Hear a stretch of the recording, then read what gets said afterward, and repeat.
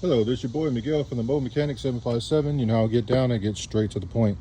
Working on an AC compressor because it's AC season.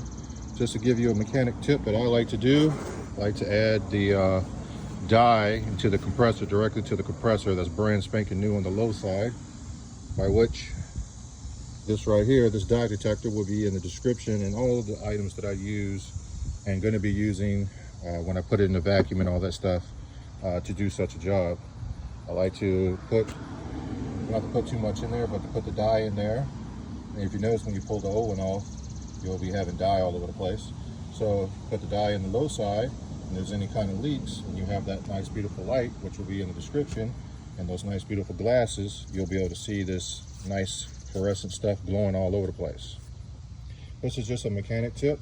This is just to save you a lot of time in the future. If there's a leak, it'll be easy to find and pinpoint, because this stuff is great for letting you know there is a leak somewhere. If you like this video, please like, subscribe, and share. Thank you, and leave positive comments. Thank you.